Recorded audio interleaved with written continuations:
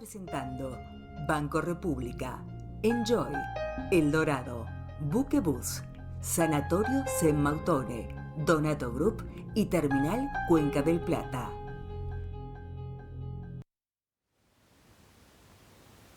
Amigos, y a las 22 horas y 24 minutos en este 11 de abril, es un gusto estar saludando a otro de los candidatos a la Intendencia de Maldonado, en este caso a Óscar de los Santos, que como dijimos al comienzo fue 2 veces ya intendente y es uno de los 3 candidatos a la Intendencia del Frente Amplio. Gracias de los Santos por estar esta noche con nosotros, tanto tiempo. Un gusto, gracias a ustedes por la invitación. 73 años. Casado. 63. 63, perdón, sí. Agregaba 10. No, pero se nota. No, pero estaría bárbaro si fuera 73. Casado, 2 hijos. Y de esta forma, Óscar de los Santos se presenta en este video que justamente la producción y la campaña del propio de los Santos ha preparado. Óscar de los Santos. Nacido en Pan de Azúcar en el 62. Dirigente barrial del 79 al 85. Dirigente del Zunca del 84 al 88. Ex dirigente del PCU, electo como edil en 2 oportunidades, 2 veces diputado y el primer intendente de izquierda en Maldonado, en el 2005 y reelecto en el 2010. Hoy está muy cerca de obtener el gobierno nuevamente. Que me voy con la única propiedad ingresé, que mi casa en San Carlos y un pedazo de tierra en Maldonado Nuevo compramos con mi vieja. Que no tengo campos ni estancia, que no tengo empresas ni dentro ni fuera del país, y que salgan a demostrarlo, y que me encantaría volver a ser intendente de este departamento.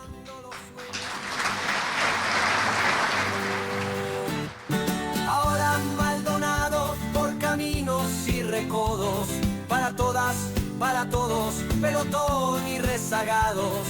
Ahora Maldonado, la esperanza tiende puentes, con el flaco intendente nadie queda en el costado.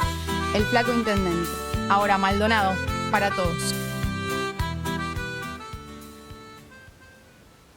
Óscar de los Santos junto a Eduardo Antonini y Susana Hernández es justamente la propuesta electoral del Frente Amplio para el 11 de mayo. Los Santos, usted recién hablaba, o el video que preparó su campaña, como dejamos a libertad de cada candidato para presentarse, autopresentarse, hablaba que en sus inicios usted fue afiliado al Partido Comunista. A veces dejamos de lado la ideología. ¿Cómo se define hoy ideológicamente Óscar de los Santos? ¿Usted se sigue considerando un hombre que considera al comunismo como un instrumento válido para la gobernanza? Yo me defino de izquierda uruguaya, frente amplista, y abrevé en las vertientes del marxismo, de la democracia cristiana y de las concepciones del nacional progresismo. Son las vertientes que forjaron junto a una columna al fascismo el Frente Amplio. Y allí fui procesando mi propia cultura política. Soy hijo de las luchas obreras y soy hijo de las luchas populares y de la izquierda uruguaya. Bien. Para usted el comunismo, el marxismo, como acaba de decir, existe pero es pasado en su vida o forma parte de la concepción ideológica de los Santos. El comunismo es un proyecto fracasado que intentó construir una alternativa al capitalismo que está salvajemente destruyendo mercados y vidas humanas, pero sin ser los proyectos socialdemócratas que han administrado el capitalismo, no ha habido en ningún lugar del mundo, en la historia, una alternativa que haya podido superar al capitalismo. Es un desafío que tiene la humanidad, porque tampoco acepto, y me moriré peleando, por considerar que es válido que el mercado resuelve todo y que las guerras por territorios, religiones, ideologías terminen matando millones de inocentes en el mundo y hayan millones de buitres que no coman. Hablemos de Maldonado. Bien. De este Maldonado que usted lo gobernó 2 veces, Y como bien decía, y no es menor, este video de presentación fue el primer intendente de izquierda en este Maldonado. Un Maldonado que ha cambiado mucho, que ha crecido mucho, que crece día a día, que ha recibido mucha inversión y que tiene nuevos desafíos por delante. En base a esta presentación o a esta introducción mía, me gustaría conocer su opinión con respecto a ese Maldonado del mañana, que inexorablemente, sea quien sea el próximo intendente, va a tener que administrar, va a tener que gobernar. Sí, Maldonado tiene una estabilidad económica y de desarrollo de forma sostenida en los últimos 20 años que no hay antecedentes. Porque los ciclos económicos se dan en función de las temporadas buenas o de boom de la construcción en el 70, en el 90.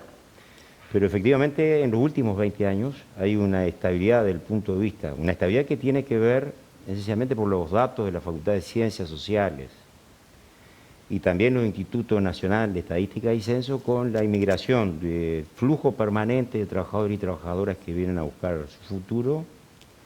Pero hay un componente nuevo de gente de fuera del país y de clases medias y clases medias altas, particularmente de Montevideo, que se radicaron en Maldonado y que generaron una movilidad en el mercado interno, una dinámica que es muy importante.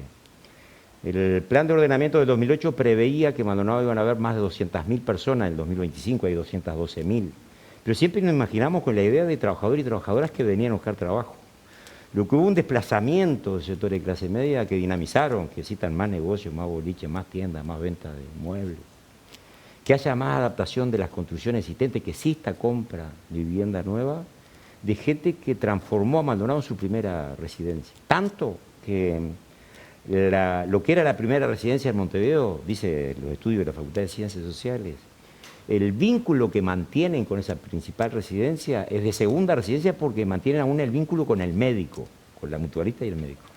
Ese crecimiento genera una plataforma muy estable desde el punto de vista económico, que nos permite establecer la necesidad de lo que nosotros vamos a llamar un pacto urbano y social, que permita asegurar un proceso de crecimiento con una definición de desarrollo integral, de distribución del ingreso, atendiendo problemas de pobreza que han crecido, aún con ese crecimiento económico, y que preserve esencialmente los recursos escasos, pero son el privilegio que tiene Maldonado, su medio ambiente, su ambiente, la costa, los recursos naturales del agua, los humedales, sus paisajes, y que preserve también particularmente la primera infancia y a más de 30.000 personas que viven por debajo del nivel de pobreza, que los saque de esa situación, y que son el orden de 34.000 personas, que son las reservas que tiene Maldonado, junto con el capital, para seguir desarrollándose. Esa es la cruz de los caminos donde ponemos el acento en el programa y en nuestro planteo. Bien, vayamos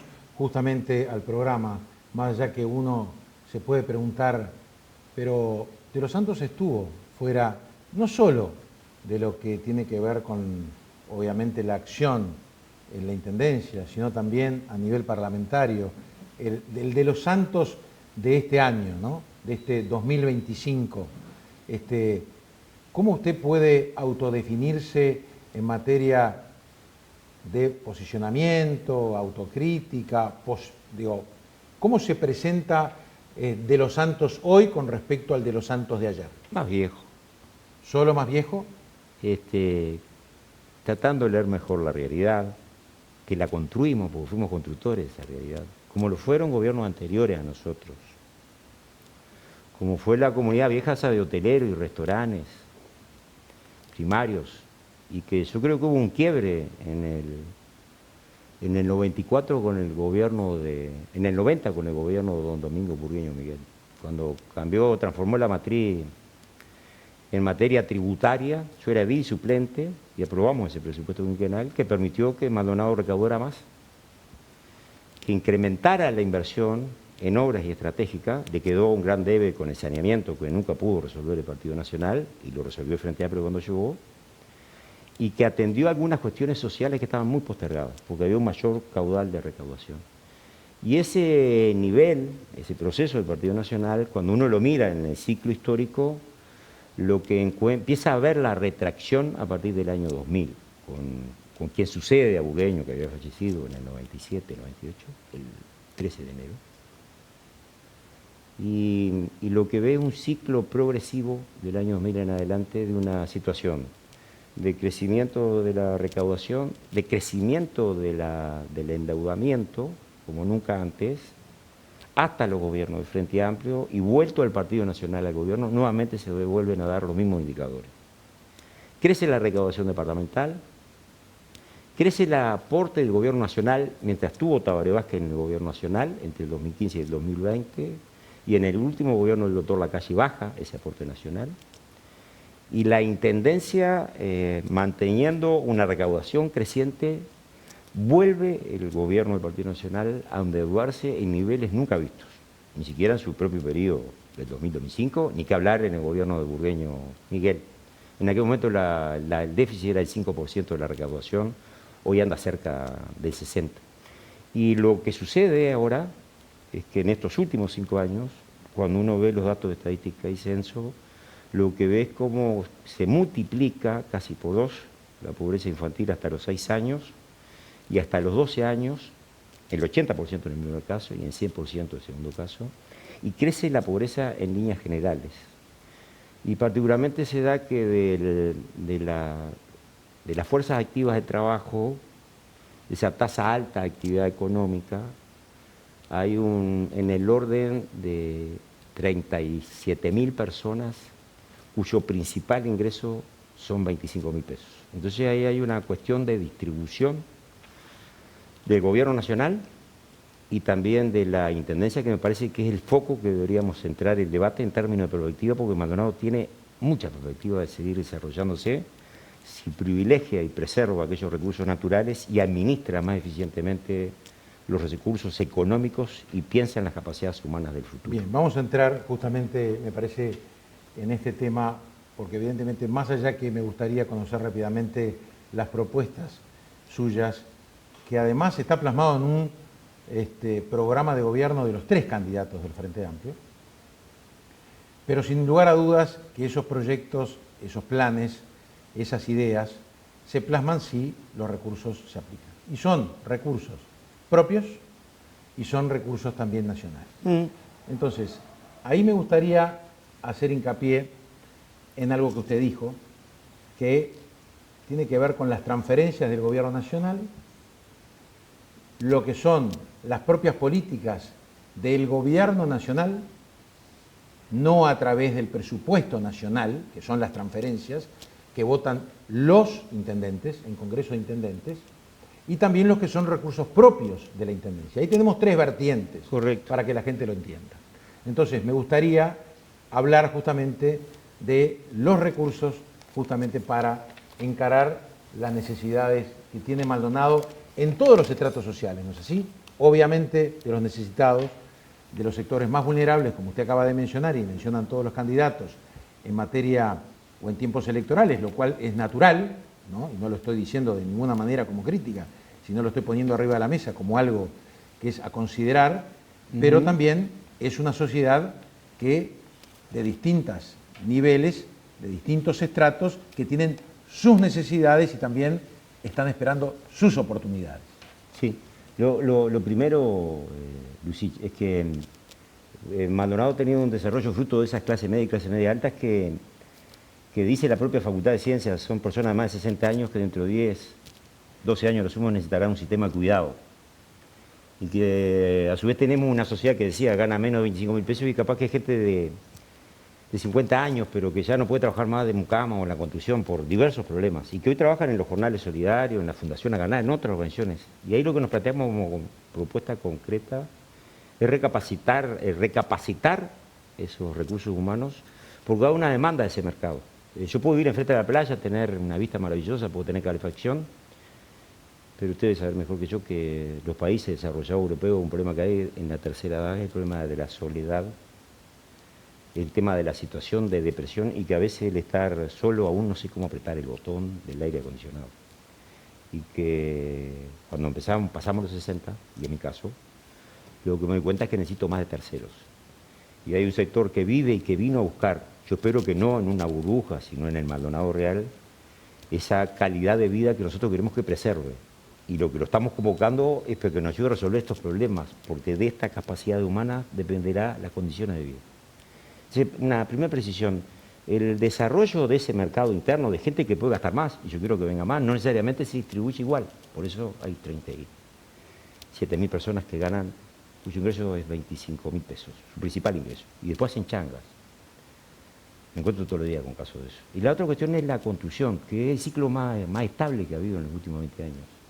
Con el plan de ordenamiento territorial, que elaboramos en el 2008 y en los 10 años de gobierno se aprobaron 3.900.000 metros cuadrados. Y este gobierno hasta el 2025, falta cerrar el 2024 y lo que le vaya a llevar el 2025, hasta el 2023, perdón, llegaba a 3,5 millones. Quiero decir que va a estar en la cantidad de metros superando algo. Eso habla de una estabilidad importante en la industria de la construcción. El problema que hay allí es que se ha hecho centralmente, en un caso muy reducido de desarrollistas, favoreciendo por vía de la excepción y violentando las normas.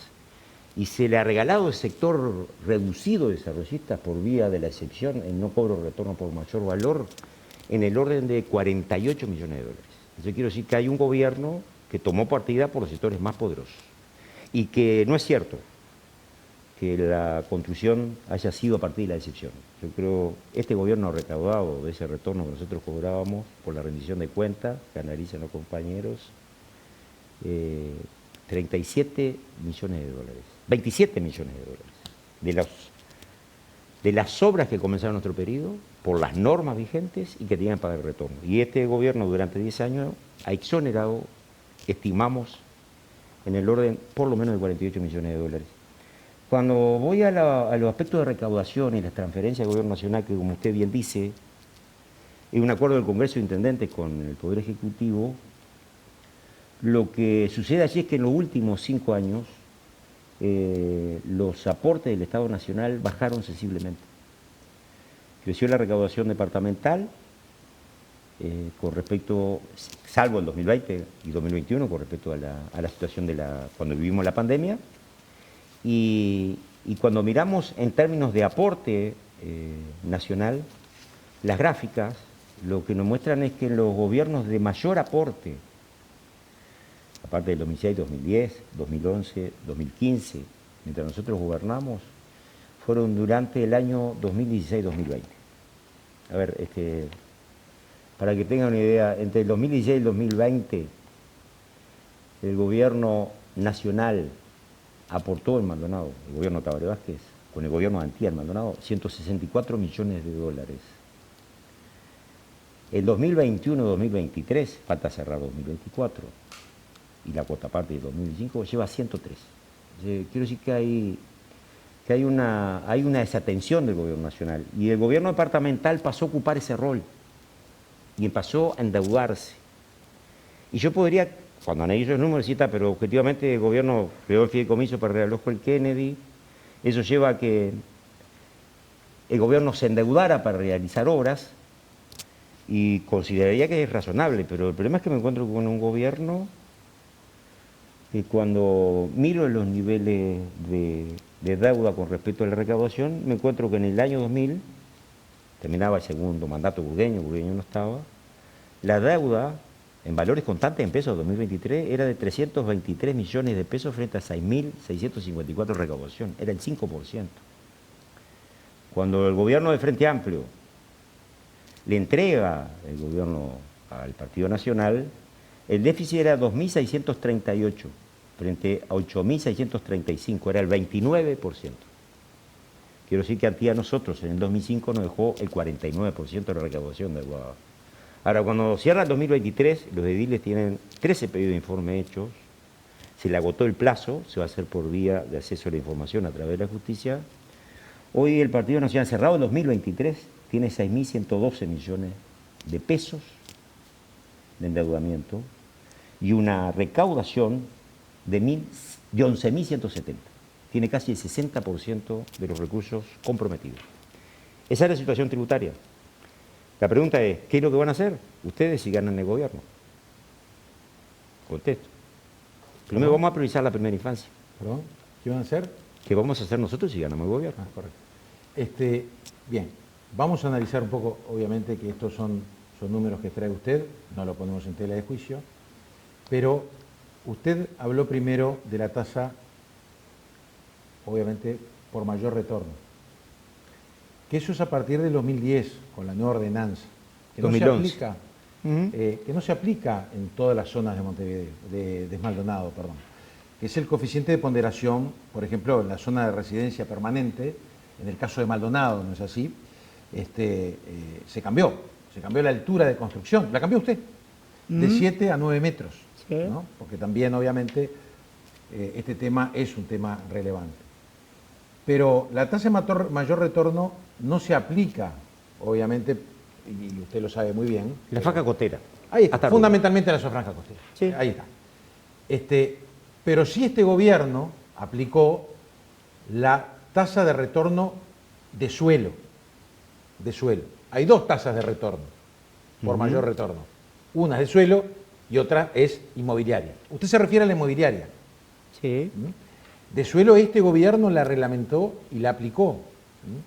Me gustaría, obviamente, yo no tengo las cifras, pero sí me gustaría saber de qué manera recaudó el gobierno departamental por la tasa de mayor retorno por suelo. En cambio, la inmobiliaria es un incentivo a la construcción, el gobierno está facultado para exonerarla, la ha exonerado en los casos, y obviamente con la anuencia de la Junta Departamental, usted me dirá que, bueno, tenía mayoría absoluta, es correcto, pero es con la anuencia de la Junta Departamental, y allí también me parece que es honesto, y creo que usted lo va a compartir, que cuando se habla de lo que no se cobró, cuando es un incentivo, como el Frente Amplio, usted habla de Tabaré Vázquez, aplicó, por ejemplo, el incentivo de la COMAP, ¿no? Que hasta el día de hoy se mantiene, y este gobierno del presidente Orsi lo ha ratificado, allí nos encontramos con que con mayor incentivo a la construcción, eso permite mayor cantidad de mano de obra, obviamente mayor salario, mayor ingreso a las arcas del Banco de Previsión Social por aportes y también mayor ingresos de los santos a las arcas municipales por contribución Pero es un concepto. inmobiliaria. A ver, ¿estamos de acuerdo o no estamos de acuerdo? No estamos de acuerdo. Y también le digo que en nuestra investigación en cuanto a los metros cuadrados, usted terminó correcto lo que usted dice con 4 millones de metros cuadrados en los 10 años. Este gobierno hasta el 23 está en el 3,5 orden millones. de los 4.700.000, es lo que informa. Lo tendremos obviamente a los demás candidatos para que digan eso hasta el año 23, y no tomamos el tema de la pandemia. Falta el 24 y lo que resta del 25, ¿no? A mí me encantaría, quiero decirle, Lucita. Obviamente, no conmigo, No, pero obviamente me lo veo confrontar. muy informado y me parece que es correcto, por lo menos la información. Lo que pasa es que la información que le dieron es incorrecta. La información que yo estoy usando es la rendición de cuentas, no una rendición inventada. No es la interpretación de cualquier dirigente que puede consultar a un periodista para saber su opinión. Me gustaría poder debatir con el protagonista de la opinión, de quien se la dio, pero no puedo debatir con No. usted, y usted tiene todo el derecho a preguntarme, y yo lo respeto profundamente. No estamos para ¿verdad? polemizar, Entonces, simplemente yo le puntualizo pero esos datos. no es cierto. El problema es que se ha construido una falacia en los 10 años. Han construido, no por usted, lo han construido en el medio de campaña de que Maldonado ha crecido fruto de las excepciones. Y lo que se ha beneficiado es un núcleo reducido desarrollista. No, pero yo no le estoy hablando de excepciones, de ninguna manera. No, pero yo estoy hablando... No toda la construcción es excepción de los santos. el 70%, el 80% de la construcción es el marco de la norma, históricamente, y también en este gobierno. El problema es que en este gobierno le dan más altura, más volumen, le venden calle a algunos, le permiten construir la faja costera y no le cobra retorno por mayor valor. Yo diría, es un doble castigo, ¿no?, para la gente. Atacan lo que son los temas de los bienes públicos, atacan lo que es el ordenamiento territorial, y todavía le dan ganancias extraordinarias y le regalan a los más poderosos 48 millones de dólares. Digo, pero mire que lo precisamos, me dice usted, porque necesitamos que los inversores vengan. Yo a los números me refiero. Está bien, es un incentivo. No es un incentivo. Perdóneme. Pero lo que le quiero decir es, está bien, Lucía, usted me cita cosas rápidamente, pero también tenemos que reconocer que hubo mayor mano de obra. No hubo. Perdóneme, no. Mayor construcción, no hubo mayor mano de obra. No, Lucía, no. Yo me gustaría debatir con quien hace esa afirmación. Yo se lo pregunto, no, no pero estoy yo le debatiendo. estoy afirmando que no es cierto. Le estoy diciendo, entre el 2005 y el 2015 se aprobaron 3.916.000 metros cuadrados. El gobierno actual, entre el 2015, cuando asumió el gobierno en julio del 2015, y el 2023, donde tenemos el dato de rendición de cuentas, no puedo hablar más porque me falta la rendición de cuentas, se ha aprobado 3.489.000, casi 3,5 millones. Y creemos que por los datos extraoficiales que manejamos va a andar en los 4.200.000, 4.300.000. Vamos a andar casi en lo mismo. Ahora la pregunta es, si se construye casi lo mismo y la gente venía a invertir y pagaba la tasa en nuestro gobierno, ¿cuál es el estímulo si no hubo más metros cuadrados de construcción? Entonces, el estímulo fue favorecer decididamente a un grupo reducido para regalarle plata a nombre del trabajo. Y resulta que el 80% de quienes invierte pagan los impuestos como hijo de cualquier vecino. Estoy hablando de desarrollistas de 4 pisos, de 8 pisos, 10 pisos. La mayoría de los inversionistas. Acá hay un núcleo reducido que se aprovecha del vínculo con el Partido Nacional. Hay que plantearlo así. Es un dilema que tiene Maldonado para desarrollar. Desde el punto de vista de la sostenibilidad ambiental, por un lado, y las reglas de juego. Porque hay inversionistas que quieren venir a invertir e invierten con reglas de juego, no pasan por las decisiones de la Junta, no pasan por las negociaciones nefastas que tienen que pasar los desarrollistas a veces para que se apruebe. No la distancia de 30 centímetros un balcón, estoy hablando de volúmenes del 700, del 800% por arriba de lo que se podía. La primera cosa. La segunda cosa, en materia de construcción y en materia de empleo, el desempleo creció en Maldonado estos 5 años. Entonces, a ver, no lo digo yo, lo dice el Instituto Nacional de Estadísticas y Censo. Creció la población desocupada y crecieron la cantidad de trabajadores y trabajadoras que viven en la pobreza. Y creció la pobreza infantil. Entonces, díganme dónde es que se ve eso. Ah, no, claro. Si yo me paso mostrando las imágenes de Punta del Este, hago campaña publicitaria en la Intendencia que no cuesta no paga yo plata. Si efectivamente muestro los edificios y las torres que se construyen por vía de cesión, dice, este es el mérito de la cesión es la que no va a terminar corriendo la inversión. Y solo da lucro a unos pocos. Y le regalamos a unos pocos ricos. Ahora, lo que otros pobres no tienen, como son los gurises de 0 a 6 años o de 6 a 12. Voy a la pausa, porque estoy pasado de tiempo, pero usted mencionó, y no lo quise interrumpir, que en su gobierno se recaudaron 43 millones de dólares por tasa... No, 27. 27. Pero 48 perdió este pero fue por excepciones. No fue por excepciones, fue en el marco de la norma. No, o sea, usted sabe que la otra diferencia sustantiva es que estos 3.900.000 en nuestro periodo de gobierno fueron con las ordenanzas que aprobó la Junta de un plan de ordenamiento que discutimos con la sociedad, con los arquitectos, con los desarrollistas y con la sociedad. Y pactamos hacia dónde iba. Ahora estamos hablando de un nuevo pacto urbano, ahí va el centro de nuestra propuesta. Tenemos que ir a modificar esas reglas. Bien. Yo le dejo planteado... Y el aspecto vinculado a Maldonado, que usted bien dice, nosotros hicimos avenidas principales, como fue Wilson Ferrer Aldunate, como esta que sale de los bomberos, hicimos Camino de los Gauchos, ampliamos Avenida Iguá, con la idea que la vivienda promovida, que tiene también exoneraciones nacionales, y que el gobierno va a revisar, porque ha terminado siendo un gran negocio, un núcleo reducido también de desarrollistas, permitir que la ciudad se desarrollara en intensidad hacia arriba. Ahora invertimos para que eso sucediera, porque no fue solo la norma. Invertimos 140 millones de dólares en saneamiento que nunca se habían invertido, en eso de que yo me conozco. Entonces, lo que hubo fue una planificación estratégica. Hoy se toma en cuenta el eje Aparicio-Saravia como modelo de desarrollo local que elaboramos a través de una consultoría externa con participación de los actores. Y alrededor de allí es el Distrito 52, los proyectos que salieron en la Nación y en varios lugares, tiene que ver con una estrategia planificada del desarrollo. Este gobierno no tiene rumbo, salvo favorecer al capital que especula. Bien. Y le hace pagar la crisis a los que menos tienen. Están llegando cantidad de llamadas y yo tengo que seguirlo a usted y mirar el celular. No hay problema. Que tienen en esta pantalla. Por favor, vamos a repetir, Alberto, el número que puedan enviarle preguntas a Óscar de los Santos, ¿no es así? En forma permanente, por favor, para poder trasladarle al candidato a través de nuestro WhatsApp. Pero una pregunta, y se la dejo planteada para que lo piense en el corte comercial, sí. Óscar de los Santos, y no agarrarlo de sorpresa. Uno pregunta, ¿por qué si es como dice de los Santos, ¿no? Sí. ¿Por qué se produjo en el primer mandato que gana Sí. Antía, ahora está terminando su segundo mandato consecutivo, ¿por qué pierde de la forma que pierde el Frente Amplio? La pausa y retornamos esta noche con nuestro primer invitado, porque habrá más adelante, Óscar de los Santos, uno de los 3 candidatos a la Intendencia de Maldonado.